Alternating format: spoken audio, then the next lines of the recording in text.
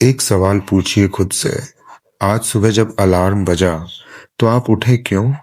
नौकरी के लिए, बिलों के लिए, या सिर्फ इसलिए कि उठना था?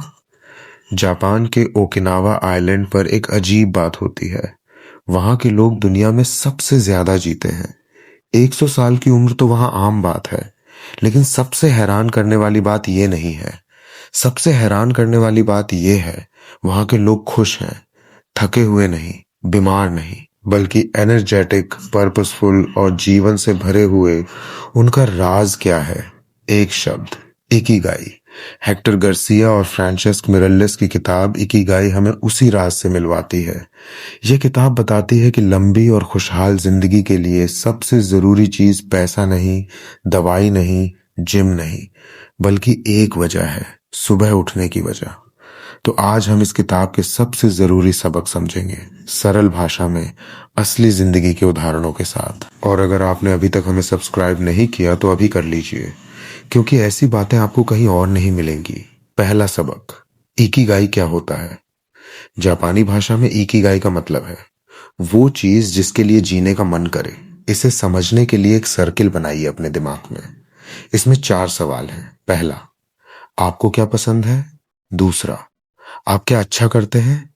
तीसरा, दुनिया को किस चीज की जरूरत है? चौथा, आपको किस चीज के पैसे मिल सकते हैं? जहां ये चारों सर्कल्स मिलती हैं वहीं आपका इकिगाई है। लेकिन ज्यादातर लोगों की प्रॉब्लम ये है कि वो इन चारों सर्कल्स को अलग अलग देखते हैं। काम अलग, पैशन अलग, और जिंदगी एक बोझ बन जाती है। जिस दिन ये चारों एक जगह मिल जाते हैं उस दिन जिंदगी बदल जाती है। एक जापानीज मछुआरे की कहानी है। वो हर सुबह 4 बजे उठता था, समुद्र में जाता था, मछलियां पकड़ता था, बेचता था। यही उसका काम था। लेकिन वो 94 साल तक जिया और हर सुबह खुशी से उठा। क्यों? क्योंकि उसे पसंद था समुद्र। वो उसमें अच्छा था। उसके परिवार को उसकी जरूरत थी और उसे पैसे मिलते थे। यही था उसका इकिगाई। दूसरा सबक, फ्लो में रहो। क्या आपने कभी कोई काम करते हुए ये फील किया है कि वक्त कैसे उड़ गया पता ही नहीं चला? घंटों बीत गए, थकान नहीं, भूख नहीं, बस काम होता रहा।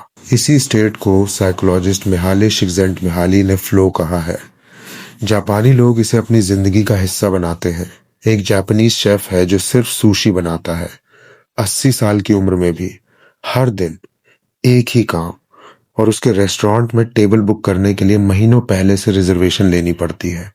वो थका हुआ नहीं है, वो फ्लो में है। फ्लो तब आता है जब काम न बहुत आसान हो, न बहुत मुश्किल, जब चैलेंज और स्किल का बैलेंस सही हो। अगर काम बहुत आसान है तो बोरियत आती है, अगर बहुत मुश्किल है तो एंजाइटी आती है। लेकिन जब दोनों बैलेंस में हो तब फ्लो आता है, और यही फ्लो आपकी जिंदगी को मीनिंगफुल बनाता है। तो अपने आप से पूछिए, आखिरी बार फ्लो में कब थे आप? उस काम को ढूंढिए और उसे अपनी जिंदगी में ज्यादा जगह दीजिए। तीसरा सबक, छोटी चीजों में खुशी ढूंढो। ओकिनावा के लोगों से जब रिसर्चर्स ने पूछा कि आप इतने खुश क्यों हैं, तो उनके जवाब बहुत सिंपल थे। किसी ने कहा सुबह की चाय, किसी ने कहा अपने बगीचे में काम करना, किसी ने कहा पड़ोसियों से मिलना, किसी ने नहीं कहा बड़ा घर, महंगी गाड़ी, फॉरेन ट्रिप। हम लोग खुशी को बड़ी चीजों में ढूंढते हैं। प्रमोशन मिलेगा तो खुश होंगे, नया घर लेंगे तो खुश होंगे। लेकिन जब वो मिल जाता है तो थोड़े दिन बाद वही पुरानी बेचैनी वापस आ जाती है। क्योंकि खुशी बाहर नहीं होती, खुशी उस नजरिए में होती है जिससे आप जिंदगी देखते हैं। जापानीज में एक कॉन्सेप्ट है, वाबी साबी। इसका मतलब है अधूरी, अनपूर्ण और क्षणिक चीजों में सुंदरता देखना। टूटे हुए मिट्टी के बर्तन में भी सुंदरता है, ढलते हुए सूरज में भी, एक पुराने दोस्त की आवाज में भी। जो ये देखना सीख लेता है उसे खुशी के लिए कहीं जाना नहीं पड़ता। चौथा सबक, हमेशा मूव करते रहो। ओकिनावा में रेडियो टाइसो एक ट्रेडिशन है। हर सुबह लोग एक साथ हल्की एक्सरसाइज करते हैं, बुजुर्ग भी, बच्चे भी। वहां कोई जिम नहीं जाता, लेकिन कोई बैठा भी नहीं रहता। किताब बताती है कि ओकिनावा के लोगों की जिंदगी में मूवमेंट नेचुरली बिल्ट इन है। वो पैदल चलते हैं, बगीचे में काम करते हैं, जमीन पर बैठते हैं और खुद उठते हैं। हमारी मॉडर्न लाइफ ने हमें एक बैठने वाली मशीन बना दिया है। सुबह से रात तक चेयर, कार, काउच, बेड, और धीरे धीरे बॉडी और माइंड दोनों स्लो हो जाते हैं। ओकिनावा के लोग ये जानते हैं कि बॉडी को मूव करना जरूरी है, सिर्फ फिट रहने के लिए नहीं, बल्कि जिंदा महसूस करने के लिए। तो आज से एक छोटी सी शुरुआत कीजिए। 10 मिनट की वॉक, बगीचे में थोड़ा वक्त, लिफ्ट की जगह सीढ़ियां। ये छोटी छोटी चीजें मिलकर एक बड़ी जिंदगी बनाती हैं। 5वां सबक, मोआई, अपना सर्किल बनाओ। ओकिनावा में एक परंपरा है जिसे मोआई कहते हैं। इसका मतलब है एक ऐसा ग्रुप जो हमेशा आपके साथ हो, अच्छे वक्त में भी, बुरे वक्त में भी। ये ग्रुप बचपन में बनता है और जिंदगी भर साथ रहता है। वो लोग साथ खाते हैं, साथ हंसते हैं, एक दूसरे की मदद करते हैं, और जब कोई मुश्किल आती है तो अकेला नहीं छोड़ते। रिसर्च कहती है कि लोनलीनेस, अकेलापन, स्मोकिंग से ज्यादा डेंजरस है। जो लोग अकेले रहते हैं वो जल्दी बीमार पड़ते हैं, जल्दी बूढ़े होते हैं। लेकिन जिनके पास एक स्ट्रॉन्ग सर्कल होता है वो लंबे जीते हैं, खुश जीते हैं। आज की दुनिया में हमारे पास हजारों सोशल मीडिया फ्रेंड्स हैं, लेकिन असली मुआई कितने लोगों का है? वो 2-4 लोग जिन्हें आप रात के 2 बजे कॉल कर सकते हैं, वही आपका असली मुआई है। उन लोगों को टाइम दीजिए, उन रिश्तों को नर्चर कीजिए, क्योंकि जिंदगी का सबसे बड़ा इन्वेस्टमेंट यही है। 6ठा सबक, कभी फुल्ली रिटायर मत करो।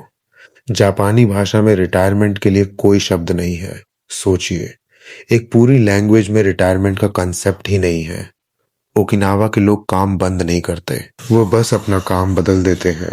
एक फार्मर बुढ़ापे में छोटा बगीचा रखता है, एक टीचर कम स्टूडेंट्स को पढ़ाता है, एक कारपेंटर छोटी छोटी चीजें बनाता रहता है। क्योंकि जब इंसान का कोई पर्पस नहीं रहता तो वो जल्दी मर जाता है।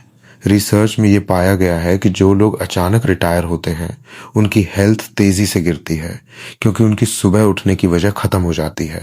पर्पस ही जिंदगी है। तो चाहे आपकी उम्र कोई भी हो, अपना इकिगाई ढूंढिए, कुछ ऐसा जो आपको हर सुबह उठने की वजह दे। 7वां सबक, कम खाओ लेकिन सही खाओ।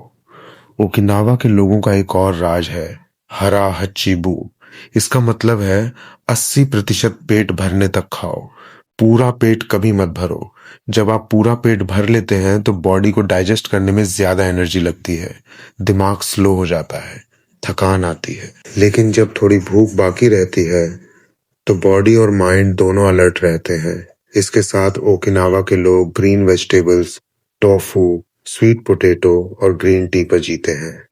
बहुत कम मीट, बहुत कम शुगर। ये कोई डाइट प्लान नहीं है, ये एक लाइफस्टाइल है। एक सोच है कि बॉडी को फ्यूल की तरह ट्रीट करो, बर्डन की तरह नहीं। तो दोस्तों, इकिगाई हमें यह सिखाती है कि लंबी जिंदगी का राज किसी डॉक्टर के पास नहीं, आपके अंदर है। एक पर्पस ढूंढिए, फ्लो में रहिए, छोटी चीजों में खुशी देखिए, मूव करते रहिए, अपना मुआई बनाइए, और कभी पूरी तरह रुकिए मत। यह किताब आपको रिमाइंड कराती है कि जिंदगी बड़ी होने से नहीं, मीनिंगफुल होने से खूबसूरत बनती है। अगर ये समरी आपके काम आई तो इसे लाइक करिए, उस दोस्त को शेयर कीजिए जो थका हुआ और लॉस्ट फील कर रहा है। हो सकता है ये वीडियो उसे एक नई दिशा दे। और हमें सब्सक्राइब करना मत भूलिए, हर हफ्ते ऐसे ही किताबों की समरी लेकर आते हैं। मिलते हैं अगली समरी में।